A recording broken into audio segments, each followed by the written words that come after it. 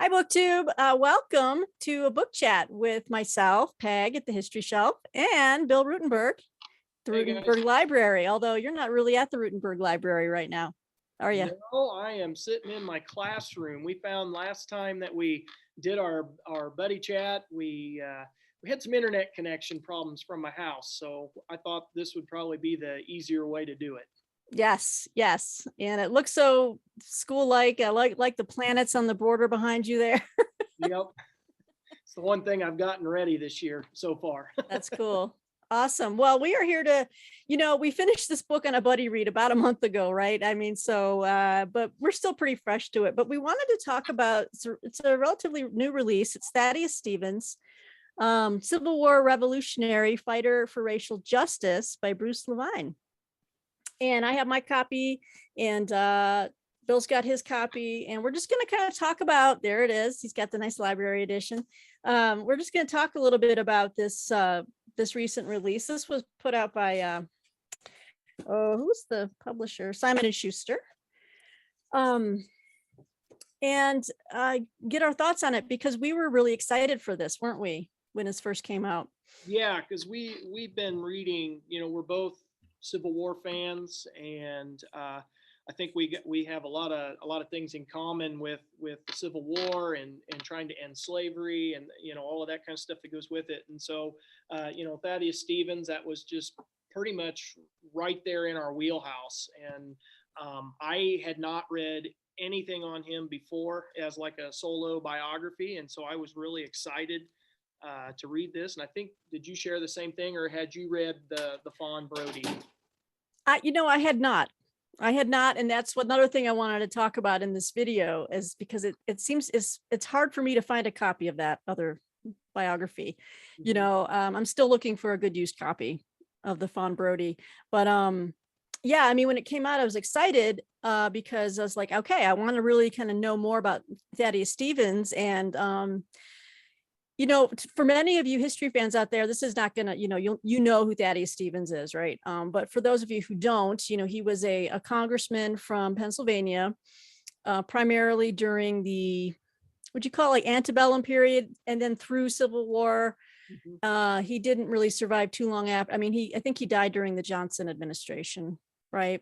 Yeah, I pretty think. quickly, pretty soon after. Yeah. So well, we'll get into what he believed in and all that, but basically there's not a lot of, that I found, a lot of biographies out there Mm-hmm. about Thaddeus Stevens. And the one we're talking about is one by Fawn Brody, which was probably written the 50s, 60s, maybe the something 60s. something like that. Yeah. Yeah. So I still want to get my hands on that one to compare, but I think that one's a little bit more, hopefully more in depth, kind of really explores the archives and his papers. This book is I think it worked well on the level of introducing people to Thaddeus Stevens. Wouldn't you say? I think so. It was a really good introduction, or a popular history, Yeah. and lets Yep. the average person get to know Thaddeus Stevens a little bit. Mm-hmm. Like you said, I think the Fawn Brody book goes into a lot more detail than what this one does. It's Yeah. it's probably more for the history nut, is my guess. Yes. So us, basically. Yeah, pretty much. So we'll probably work on getting our own copies of that, and maybe in the future we can read that one as well. But yeah, so it's a popular history, this book by Bruce Levine, and it was very well written, flowed very nicely.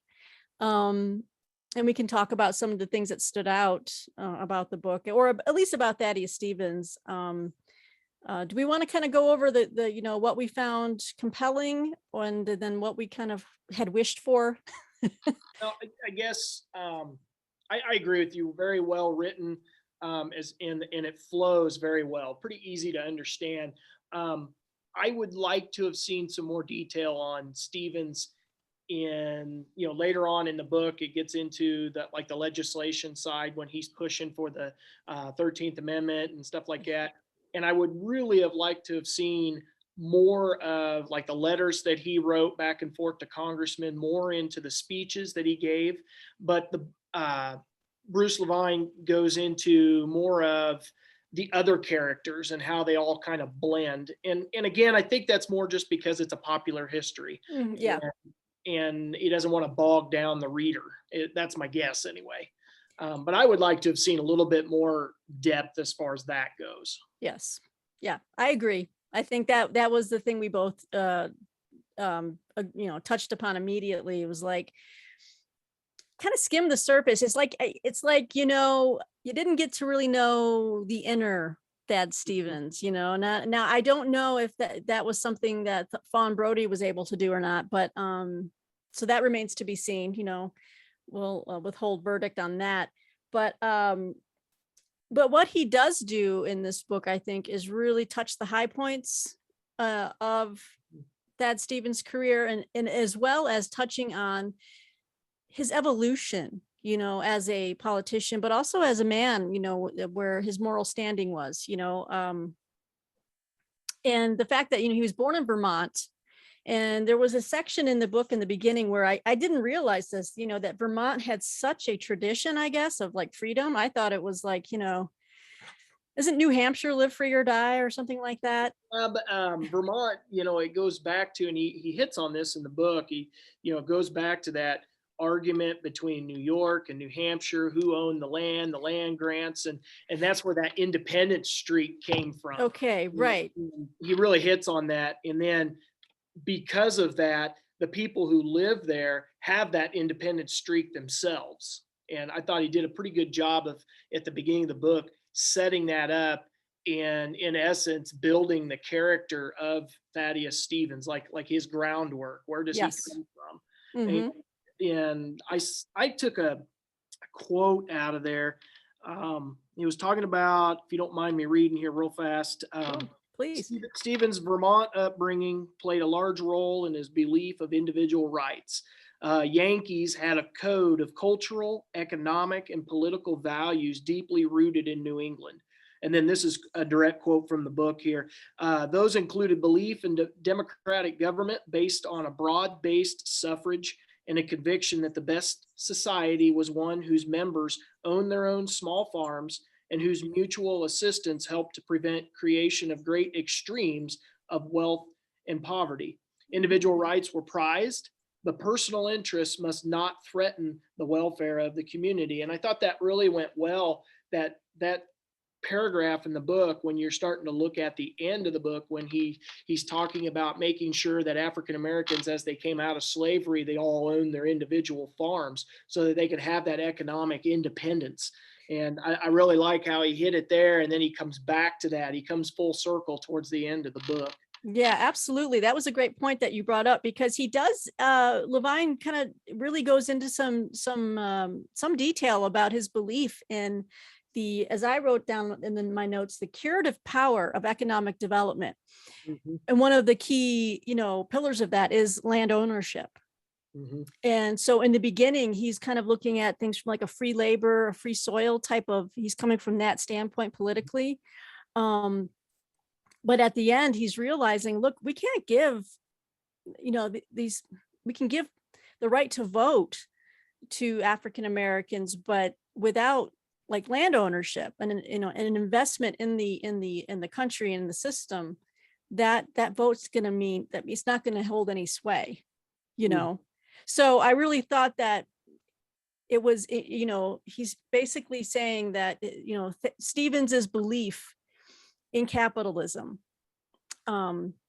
incorporates everyone of all races and can give to all races the same type of rights, privileges, and, power. Mm-hmm. So I think that was actually really forward thinking for a man in the mid 19th century, Well, and I'll throw another one in there. As a teacher, I always love it when I see these historical characters such as Thaddeus Stevens, how they really latch on to education and they find the importance of education. I just smiled the entire time I was reading that. And, later in his career, as he gets into being he was in the Pennsylvania State House, right? Mm-hmm. And he was really pushing for the bill to be passed so that education was going to be paid for by the public, at least for the lower classes who could not afford it, to try to give them some footing. And if you're going to make voters out of them, in order for a democracy to be successful, you have to have an educated voter. And if everybody doesn't have access to education, what good is it? And so I really liked how he fought for public education and helping everybody be on a somewhat equal playing field. Maybe the rich could get a little bit more, but at least the poor could get something. Right. I also was very much appreciative of that stance that he took. He was pro economic development, whether you want to call that pro capitalism, but he was also very much pro education. And not just, he was pushing, like you said, for education for all levels of society. He was definitely he was not a classist, you know what I mean? He was, I think he was really a man of the people in that sense. And in all senses, really. There wasn't really anything about Thaddeus Stevens as portrayed here that I didn't like. And Levine is very honest about, some of his less savory decisions, there's a point in time where he kind of aligns himself with the nativist party, anti-immigrant, but he wasn't there for too long before he was like, okay, this is not right, and pulled back from that. Yep. So I appreciated that. I always appreciate a person who can be honest about, well, I went this way, but that wasn't a good way. And they recognize their mistakes. Yes. Try to fix those. Yes. But yeah, I think one of the things besides the economic development, I'm looking at my notes here really quick. While you're looking, I'll tell you another thing that I appreciated about him. I have, and it's just me, but I really like to root for the underdog. Yeah.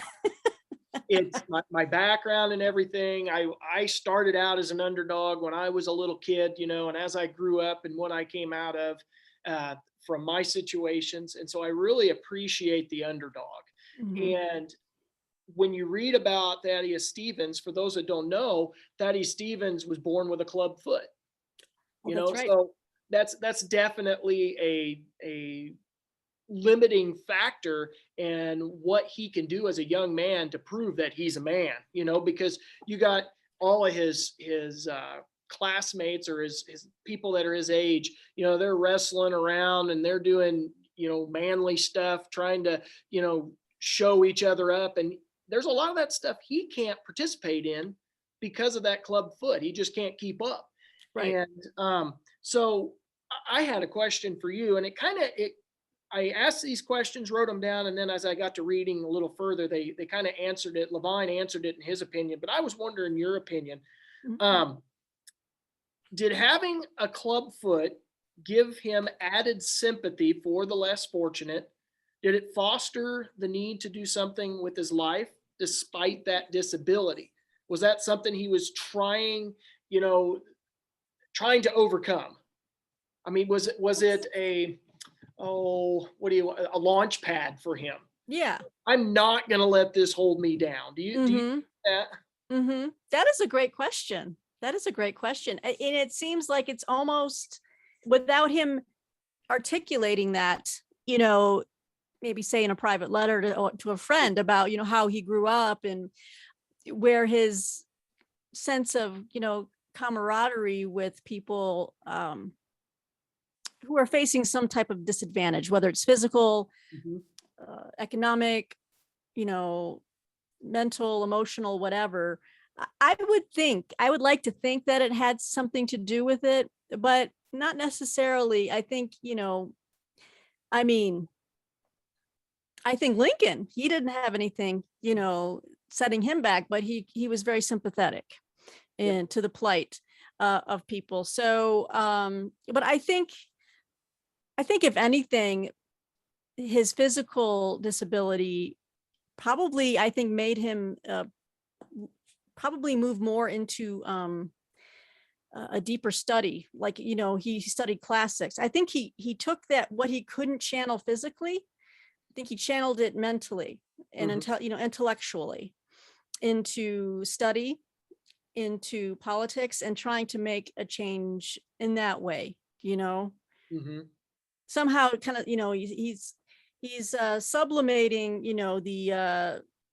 the fact that he had a disability into, okay, but I'm going to do this, and make a change for many more people than just myself. So I hope that answers. I don't know. I mean, no, that answers it. I think I'd like to think that it had an element to his empathy with people. But yeah, he did have to overcome some things early on in life, Yep. Well, and building, I also think back to the movie Lincoln, where Tommy Lee Jones plays Yes. Stevens, and you can't talk about better typecasting. They look exactly alike. They do.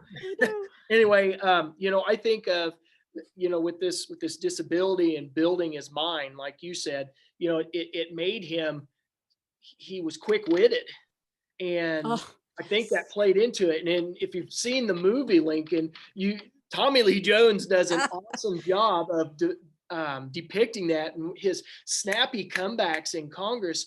And one thing that I really liked about this book is, I love that movie. I thought it was an awesome movie.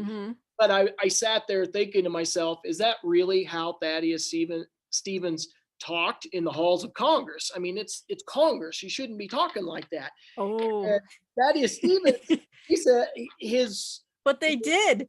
Yes. I know. Can we get, I hope I wrote down the page numbers. I wanted to share some of those quotes. I mean, he was not only witty, but they were very cutting remarks. Yeah. I have pulled up the records of Congress before. I don't know if I shared this with you, but I read some of that stuff from the Compromise of 1850, and some of the stuff that the Northerners and Southerners were throwing back and forth at each other. I'm telling you what, they did not pull punches. It was all out. Yes. Cutting, like you said, and Thaddeus Stevens was the king of it all. Oh, he was the king of the cutting quip, the cutting remark. And Levine says several times in this book, when Stevens stood up to give a speech, remember in some of the places it would be like his compatriots, like the people who agreed with him, would rush towards the rostrum or whatever, because they were there to protect him. Like, this was serious, people. He really, because then the Southerners were getting up in arms over some of the things he was saying, and his compatriots would sometimes gather around him to protect him. At other times, the Southerners would get there first and would be up in his face, like, and this wasn't too long after Charles Sumner got his head bashed in, right? Yes. I mean, this is the time period where they'd cane him, they'd shoot him. I mean, all kinds of stuff. He had no fear. He had no physical fear. Yeah, and that was the great thing about him. Again, rooting for the underdog here. They're up in his face, and he knows that danger. He doesn't stop. He doesn't shut up. He keeps going. If anything, it makes him louder. And I don't know. I just thought that was fun to read. It's fun to read, and he's like my hero. Yeah, I want to be there. Yeah, I want to be there. I want to cheer him on, because you know what? He spoke truth to power, and the power at the time, before the Civil War broke out, was the slaveholding elite, the congressmen in the South. Yep. I mean, the more I've read about this period, it wasn't taught to us, as kids, about the antebellum. It was just about, they didn't, teachers don't have a lot of bandwidth, I think, to go into a lot of the details or to go really in depth, because you have a certain amount of time, right, to teach a unit of things. Well, or do you not? I don't know. Oh, I spend a long time on this. It's my favorite unit.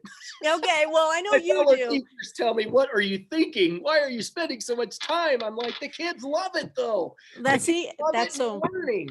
Stick with if they're learning, stick with it, but like when I was a kid, I just learned, well, the North and the South, they had a disagreement. The more it's not just a disagreement. No, and the more I have read over the past, I would say even just the past 10 years, the scholarship that has come out and things I have read really underline the fact that the balance of power for the longest time in the United States was with the South. Southern, yeah. And they used it with like a cudgel against the North. Then, you get a lot of the revisionist historians who like to just paint it as the North being a bully and the moving in on states' rights. And but it's like, if you read how they were manipulated, the North was manipulated by the South time and time again, and they kept bowing down and being, ingratiating themselves. It just makes me angry when I read this stuff. And this book really covers a lot of that. Yeah. And Thad Stevens was alive during this time, and he's like, this is BS. Mm-hmm. Why are we placating these people? They, you know what I'm saying? I mean, again, I'm getting fired up. I'm getting head voice, but that's all right. I love that Thad Stevens, he called truth to power. Mm-hmm. And, and they didn't like hearing it. But like, let me see if I can find this one quote, because he really stuck it to him. Oh God, let's see here. It says at the end of the speech, his allies rushed to protect him, forming what in infantry terms would be called a square defense, surrounding him with a four-sided human shield, because it was okay. So here he goes. Do you mind if I just read a little? What page you on? Okay, 113 to 114. I'm on the bottom of page 113. Oh yeah, and it really goes into as well Thaddeus Stevens's how he had big issues with James Buchanan, one of our worst presidents ever, right? Oh, not one of the worst. He was the worst. The worst. Buchanan. He was a moron. Don't even get me started on that. He was a moron. I know. Buchanan also just enraged me in this book. I mean, it's just like, I got something wrote down for that too. Okay, well, let's get into it. But I'm going to read this little quote here. It might be a couple of paragraphs, but it says, because Buchanan was basically trying to blame the North for all the stuff that was happening and the upheaval. And so it says here, Stevens dismissed the president's attempt to blame the North for the national crisis, coming from, quote, a man who during his whole political life has been the slave of slavery, end quote. He said on January 29th, that attempt was not worth a moment's consideration. The North had not abrogated the rights of the South, nor were such alleged abuses the real reason why slaveholders were now pulling the Union apart. Their real grievance was simply that, quote, and this is Stevens talking, the North has taken from them the power of the government, which they have held so long, end quote, which is very true. Let's see here. And so he was basically saying, this was on the eve of, after Lincoln had been elected, right? And Buchanan was still a lame duck. Mm-hmm. And Stevens is saying, look, the voters had merely done what it was their right to do. They elected a person, the man of their choice, to be a president. In doing that, quote, no violence was used, no malpractice is charged, but the American people dared to disobey the commands of slavery. And this is proclaimed as just cause of secession and civil war, end quote. The sitting president's, as he calls it, impotent conclusion that the government was powerless to defend itself against what even Buchanan called an illegitimate and mortal attack was simply absurd. So, yeah, I mean, he kind of laid it out for them that, it says here, in the face of those clear provisions of what the Constitution says, Stevens concluded, it seems strange to hear that a great wrong may be committed against the Constitution and no power exists to prevent or punish it. Posterity will wonder whether the statesmen of this age were fools or traitors. And so during the speech, it says here, scores of congressmen from the South, the upper South, still in the Union, advanced upon Stevens again, cursing and threatening him. And he was just like, and his buddies all ranged around him, forming a Napoleonic square, and it's just like, and he did this time and time again. Yeah, tell me what you have on that, because I just found this section really fascinating. Well, mine was, you're gonna have to give me a second here. Oh, sure, no problem. Mine was the idea, here it is. I put President James Buchanan was terrible. These are just notes to myself. No, I love it. He was indecisive, wishy-washy, and quite simply the worst president the United States has ever had. Now that's my words. Drop the mic. but then I put also, this is the one that, I mean, just baffles me. Buchanan recognized the South doesn't have the right to secede, but neither does the US government have any power to deal with it. To me, it's he doesn't want to take any ownership of the thing. No. He's just trying to melt softly into the background. Like And Homer Simpson oh my gosh, into the bush. he just wants to disappear. Let somebody else take it. I mean, you think of Truman, the buck stops here. Well, it was Yeah. the buck started there. That's right. Passing it on. That's right. And he had every opportunity to deal with some of this stuff. And Mhm. you got all these problems. I mean, and I'm getting off topic No, here. that's all right.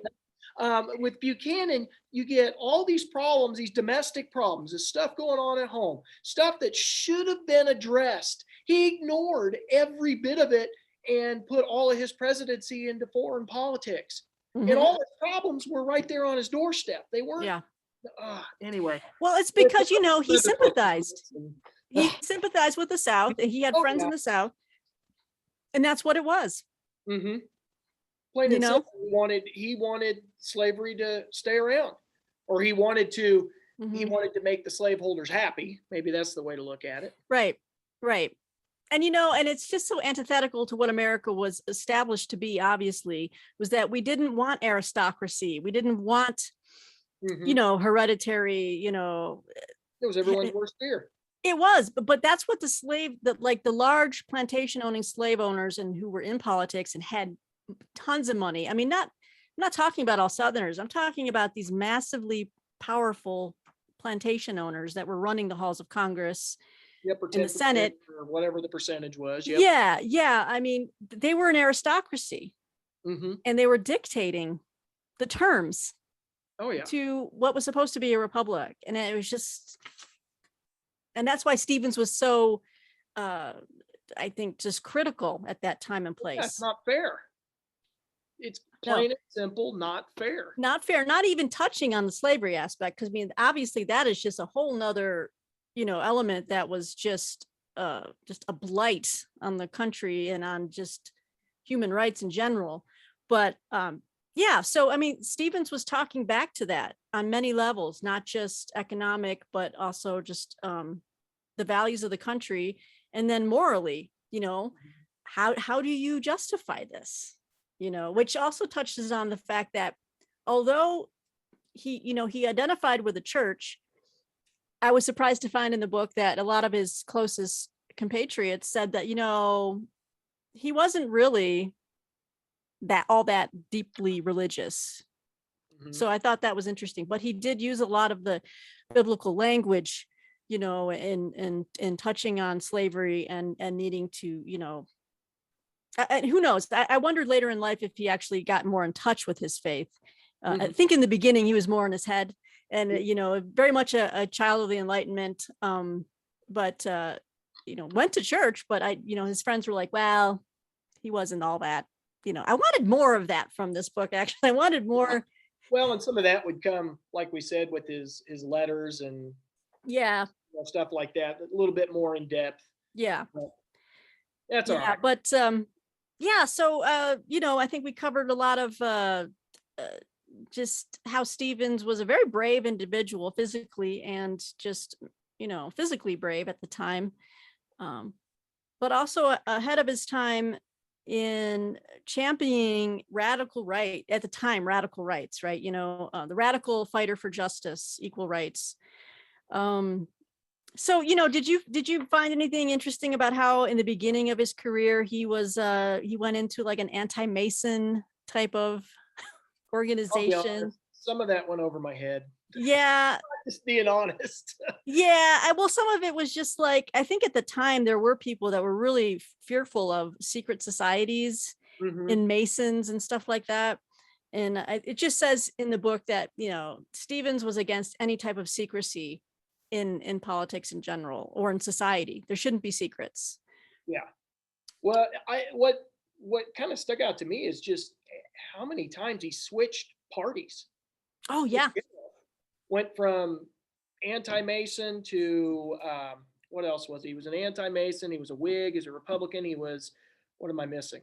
Well, there was that nativist party. What did they call Natives, themselves? Was it Know Nothing? But he was never a Know Nothing though, was he? American Party. American Party. Know Nothings was the nickname of it. That was the nickname. Okay. Yeah, and that one blew me away too. Like, how could you're talking about the land of opportunity, but yet you're not going to let everybody have an opportunity. Yeah. Luckily, he didn't stay there real long. Yeah, but, he didn't stay with it very long. So yeah. I think at some point later in his career, he's probably very, he distanced himself and was kind of ashamed of that, yeah, because later on he had a lot of pro immigrant things to say, and he fought for their rights as well. yeah, he totally does a 180 on that. And yeah, I think, wasn't he also kind of like championing or at least saying, we need to not be oppressing or targeting, Irish and Catholic. And I think he was. I don't have the exact page number here, but even though, because we're history nuts, we're kind of, oh, we wish there was more. I can't say enough about the book though to say that this is a great introductory and even intermediate level book. Yeah, for anyone who wants to kind of get into this period a little bit more and see it from the perspective of a fighter for racial justice. This is what Stevens was, and a large part of that obviously was his fight for slavery. So that, I think maybe that leads us into the next portion, which was a large portion of the book, which kind of talks about after Lincoln was elected, and then war began. And, Stevens was very active in Congress, working to support the troops in the war effort. But he early on, he saw the need, like, we need to end slavery, because not only will this end the war fast. I mean, well, first of all, it's the right thing to do. Yeah. Second of all, it's going to end this war, because that's the economic backbone that the South, is holding it all together economically. Why would you let this institution keep, like, he was railing against all those efforts about, like, well, we can't really free slaves when we go into an enemy territory after we've conquered it. And people are like, what? Of course you can. Well, that was another thing is Lincoln was so dead set on keeping things legal, and rightfully so, because he didn't want the war to end and then it all to fall apart. So I understand that, but I think Thaddeus Stevens was more about, we're going beyond the Constitution here. It's about what's right. Those basic ideals that the Declaration stood for, the, life, liberty, and pursuit of happiness. I really think he was grounded in that. And he says it goes beyond the Constitution. Sorry, go ahead. No, I'm agreeing with you. It does go beyond the Constitution. And I made a note on that with, let's see here, but Stevens was often too far in advance of his party, simply to compel and I can't even say the word, recalcitrant. Yeah, you got it.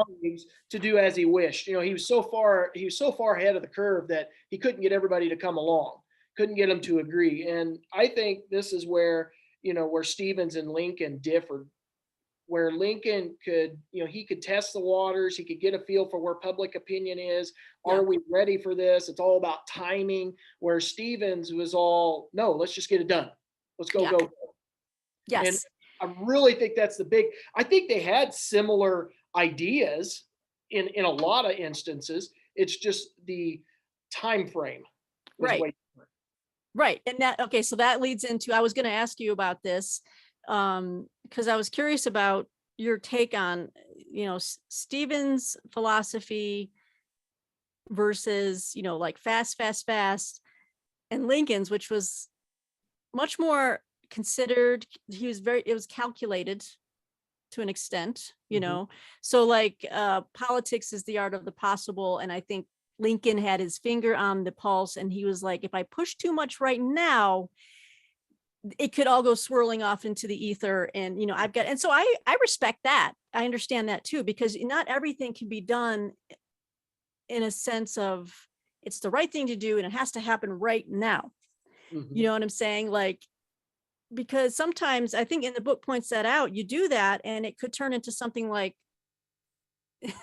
the French Revolution or something. Yeah, You know what I mean? the That went off the pendulum rails. swings way too far the other way. Yes, yes. And I think Lincoln was fearful of that because, you know, the book does use the word revolutionary a lot. They call Stevens a revolutionary for, you know, Civil War revolutionary, right? And in a sense, it was a civil war, but it was also a revolution, right? A revolution within the Republican Party, within because basically you were ending one of the major economic you know Institutions, yeah. institutions that had grounded that country, unfortunately, almost from the very beginning. And it's like, what do you replace that with? You know, and that goes into Reconstruction, which really is wow, there's so much more to learn about that Reconstruction. We read that short book on Reconstruction and it was still like, whoa, there's so much here. And Mhm. how could they have done it successfully? Mhm. How long did troops need to stay there? I mean, did we take them out too soon? But, I don't know. I think Thaddeus Stevens was the revolutionary at the front saying, we need this. I know it's going to be painful, but it has to happen and we'll figure it out. But Well, do I you think think that Lincoln could have moved any faster? I mean, what do you think? in my opinion, I mean, now there's going to be people that argue with me and disagree with me. I think honestly, he moved at the pace. I think he moved as fast as he could go and be successful at the same time without the whole thing falling apart. And if you follow my channel, everybody knows I'm a Lincoln fan. I mean, so I I'm on board with what he did and how he did it. Now there's times when, I'm kind of angry, but when I sit back and I look at why he did that, okay, well, that does make sense. Yeah. Because the book talks about is it David Hunter? Is that his first name, David? Yes, it was David Hunter. Yeah, General David Hunter. Yeah, down in the Florida, Georgia, South Yeah, Carolina, is that right? one of those areas. Yeah, It might have been New Orleans, I think, but or I was like, it was southeast. But anyway, doesn't matter. Down in the Confederacy, he was the head general in one of those areas. yes. And Let me see if I can find it. He had emancipated the slaves, and Lincoln had to come back and say, nope, can't do that.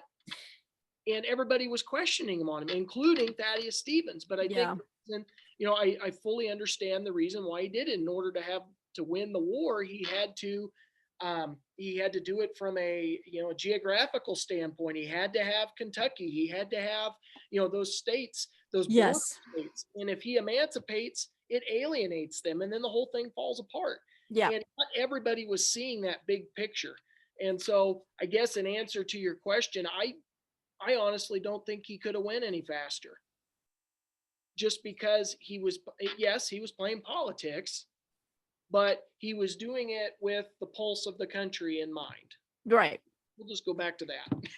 Yeah, he did. And a lot of the times he was also going by the Constitution, right? Yes, he's trying to keep everything legal, because if this whole thing, I mean, it's just like the Emancipation Proclamation. He looked at it through the legal standpoint. They have the right to own property. The Constitution viewed slaves as property. He didn't like it, but that's the way it was written. So when he freed them in the South, he was freeing. He couldn't free the North because they were not at war. It was a war. A war measure or war measure. Yeah, it was a war measure. And he knew that as soon as the war was over, that thing doesn't mean, that Emancipation Proclamation really doesn't mean anything once the war's over. What really had to happen was that 13th Amendment. Mm-hmm. He was really just building up to that. Okay. And I don't know if that answers your question. It does. That's a very sound argument. And I know many historians have made the same argument. And I don't disagree with you, for that matter. I mean, I've always liked Lincoln. I'm a fan as well. He had his faults. Well, they all do. Shoot. But I still think he's one of our best presidents. He is our best president. I was going to say, now come on. Not one of, the best. The best. Did you hear BookTube? Abraham Lincoln, the best president. Number one. Number one. I'll get a big foam finger, right? Number one. Anyway, well, the other thing that Stevens did during the war is he was one of the first voices to propose or be a proponent of arming the freed slaves, and creating black regiments. And that was in light of what David Hunter did. And I did find that page. It just says, it was April of 1862, and David Hunter set out to arm liberated slaves in the Union's Department of the South, which I think it included such areas as South Carolina and Georgia. So I don't know how many states were included in the Department of the South, but he was very much early on, even before the Emancipation Proclamation, saying as the conquering Union armies moved in, those slaves should be freed. We're not talking about like, is it constitutional? These people are fighting us, like the Southerners. They're traitors, they're rebels, they're fighting us. This is now a war. We can take the slaves, we can free them. And they should be taking up arms to fight with us against them, which he says here, page 160. Says here that Stevens really agreed with what he had no objection to what Hunter attempted. And on the contrary, he believed the general had pointed to the only road forward. It says here, quote, "I say that it is the duty of this government to follow out the policy which has been inaugurated by the gallant and sagacious soldier who now commands our army in South Carolina."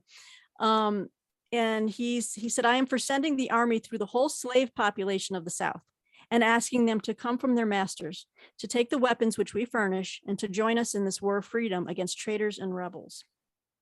So I was like, right on. Okay, so yeah, I had that one wrote down too. Oh, you did? And of course I had the question, what is your opinion? Did Hunter do the correct thing, or was Oh. Lincoln correct? Oh, now I'm gonna get caught in a. All right, well. You're with Hunter on it? Yeah, I think I am. Now look, coming from a military standpoint, okay, and I know that, Lincoln's acting from the civilian official standpoint, but I see it as a military necessity. When you're trying to win a war, and you have to take away every possible resource, weapon that the enemy has. And one of those things was the slaves. Yes, they're people. But he said, but we need to remove that from them, that source of strength, power, some economic viability, because they were still working the land while they're off fighting. Well, take them away from doing that, and the crops don't come in, the economy falls apart, this war ends faster. So I think from a military standpoint, I think people like Fremont, General John C. Fremont, people who are moving ahead of Lincoln on this, I think we're right. I think you're right in the sense that Lincoln did not want to, he was very much against pissing off the border states. He's like, we cannot lose Kentucky. We cannot lose. There's a lot of people in Tennessee that are pro-union. I mean, he was really trying to keep some of those folks, like Upper Maryland. I mean. Well, I can't remember the exact quote, but we lose Kentucky, we lose the war. I mean, that was essentially, yeah. I can't remember the exact quote, but it was something like that. Yeah. Now, whether that's true or not, we'll never know. It's hindsight. Yeah, we don't know. But I think, yeah, my answer to that is I think I would be with Hunter on that from a military standpoint. Whether that contradicted the Constitution, oh well, it was wartime. To me, when you're in a war, those things are. Well, and Stevens says that when you're in and I can't remember where, I don't know if I must have wrote it down because it popped in my head. I typed up my notes, so it must have popped. He says, basically what you just said, when you're in wartime, Constitution's out the door. I mean, that's right. Because the bigger thing is saving the nation. You don't want to get, I wish I could find that. I know there's so much good stuff in here. Yeah, it was a good line. I won't find it. Yeah, well, let me just say, if you're looking for it, that and what I don't have the page number either right now, but I know I read in here that even while the fighting was happening, you had people who were fighting against the Union complaining about their property being taken. As if the Constitution still applied to them. It's like you just left. You left. You left. You're a traitor. You should Mhm. be hanging from a tree. Mhm.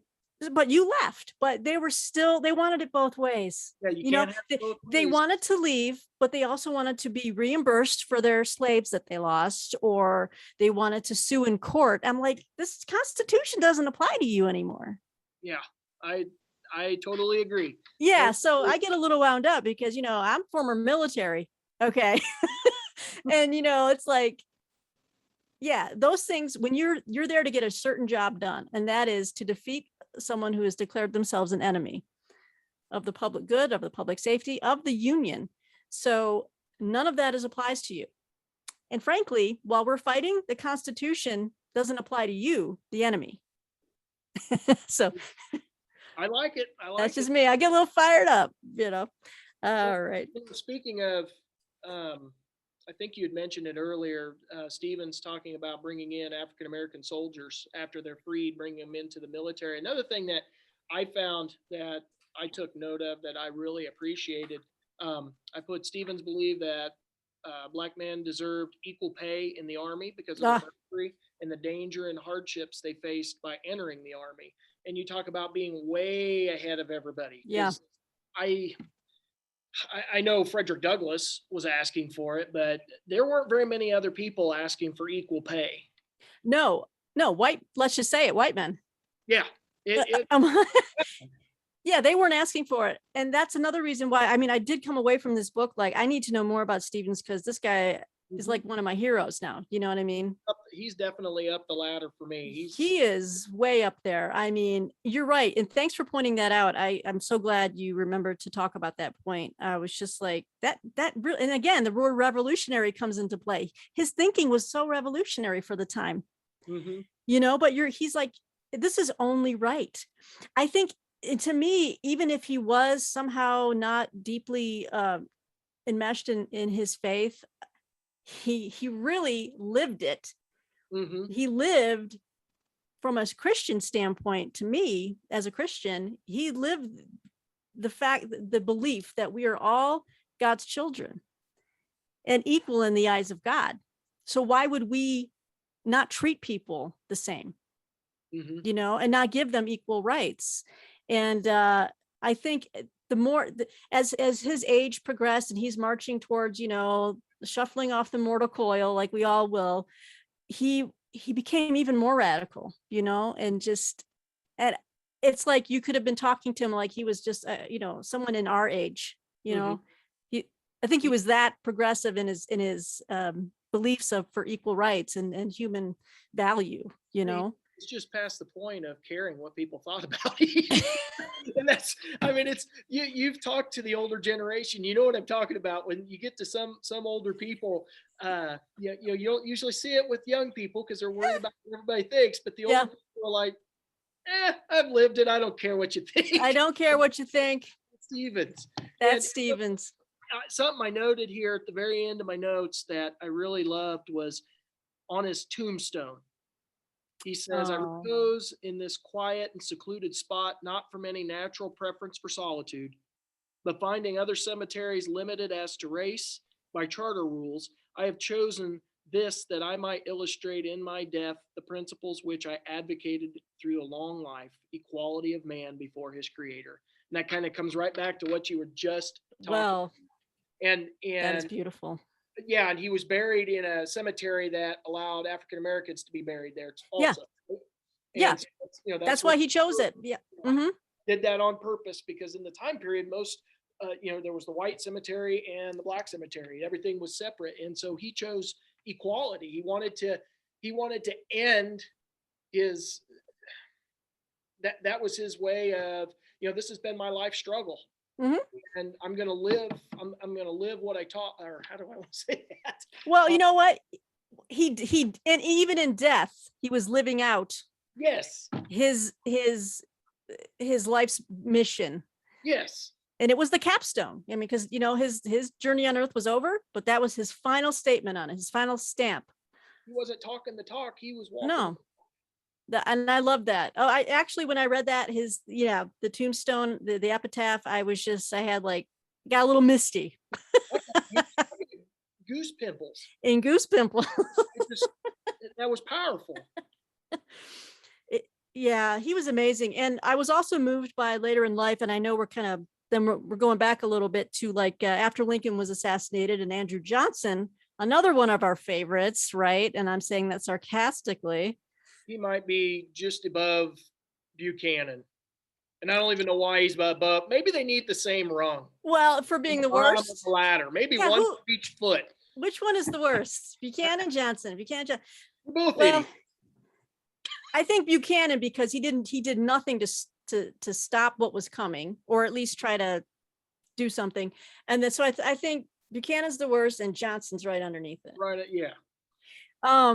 Yeah, President Andrew Johnson, who obviously, and for some of you who don't know, who he was Lincoln's vice president, and Lincoln had chosen him, right, for Political purposes. And I know that there was a comment you and I have both replied to in one of your other videos about who was to blame for something, and I was just like, well, he was rewarding a Democrat who was loyal to the Union. Yeah. And I feel Lincoln fully believed that if you want the South, if you want this thing to come back together, the South has to get on board with it. They have to feel an ownership here. And so he was throwing them a bone. And, he let Johnson on the ticket to show that I will extend that hand of unity, that I'm willing to make peace here. Right. Because Johnson was, even though he was Southerner, he was a Unionist. And I think that's what Lincoln was trying to show. Like, look, there's Southerners out there who believe in the Union. And Johnson was not just a border state, not just a border state, but a Confederate state. Yes. And he was trying to show that there are Southern Unionists out there, and he was trying to appeal to them, obviously, and to a sense of like, look, we can work this out. Interesting thing about Johnson is, in the beginning, he voiced a lot of and probably for political purposes, because his true nature came out later after Lincoln was gone, but he supported Lincoln's proposed policy, going into the end of the Civil War, and what he was proposing for Reconstruction. But Johnson, he had a beef against it was almost like a class thing with Johnson. He came from like low, hard scrabble conditions, and he had a beef against the large, rich plantation owners in the South. And so a lot of people thought that with Johnson, he just wanted to stick it to them, but then he did an about face, which was so strange for him. He really hated them. But when he became president, then he started pandering and placating the South, and refusing to enact some of the more radical Reconstructionist, or radical Republican policies that, Stanton and some of the others were, encouraging as far as enforcing Reconstruction. But Stevens really hated him. That's a minor way of putting it. So, but as he was getting older and frailer, he was still part of that little circle of people. I think it included, and there's a great picture of him with Benjamin Butler, that old crazy guy from the New Orleans. There's a picture of them. They came together. Let me see if I can get that right here. Mm-hmm. They came together to put together the art impeaching. They wanted to impeach Andrew Johnson. And he was very old and frail. As you can see, he's got a cane up in here, there he is right here. It's kind of like shriveled into himself. He's, very kind of, he was going downhill. I love the image though of during the impeachment trial or the impeachment hearings, they carried him in on a chair because he was so sick. There it is right there. Mm-hmm. Yeah. But he was like, I'm going to be there. Come hell or high water, I'm going to be there for that. Yeah, it was the trial. Oh, and another thing I thought was really cool, and this is right above the picture of the epitaph that you read. When he died and his coffin was laying in state or lying in state in the U.S. Capitol's rotunda, he had a regiment of black regiment like guarding the body. Mhm. There's a picture of that, you guys, up here. I had never seen this picture before. I had neither. I thought I've seen every picture of the Civil War there is.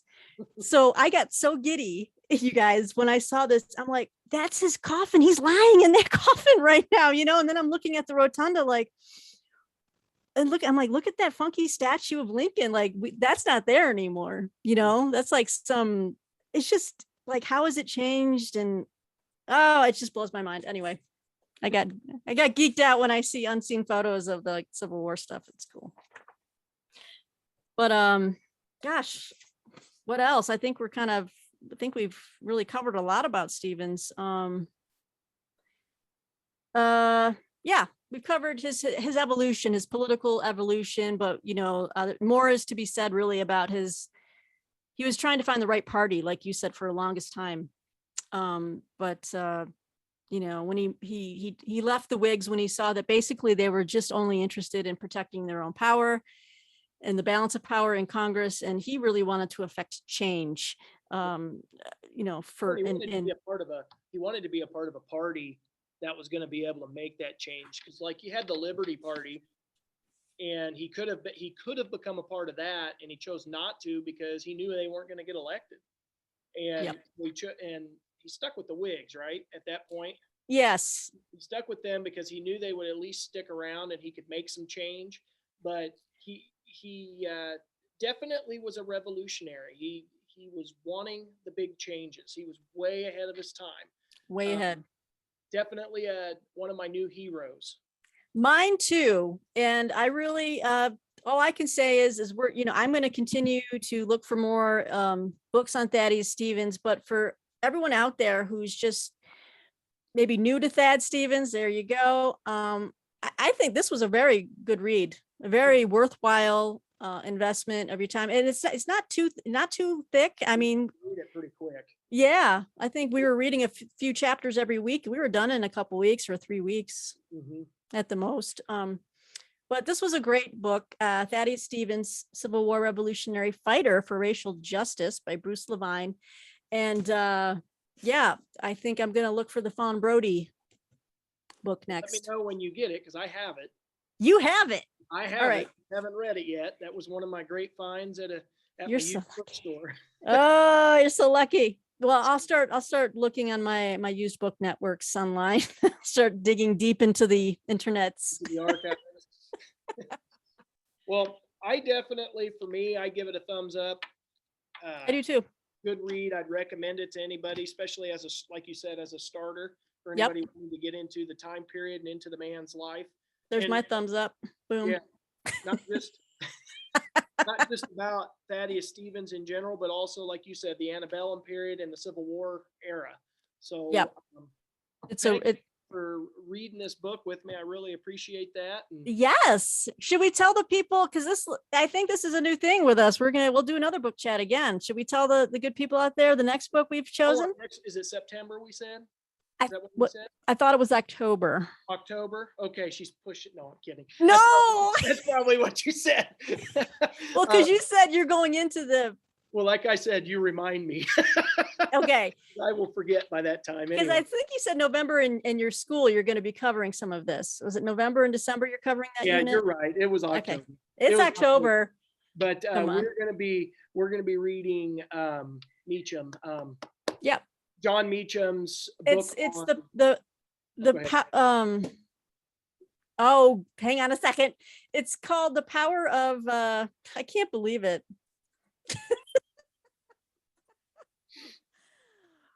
One moment. I know here. Yes. Thomas Jefferson, The Art of Power. There we go. Okay. Thank you. There we go. I've had it on my bookshelf. I had to Google it. Maybe 2 years and hadn't read it. And same. We saw it at Second and Charles, didn't we?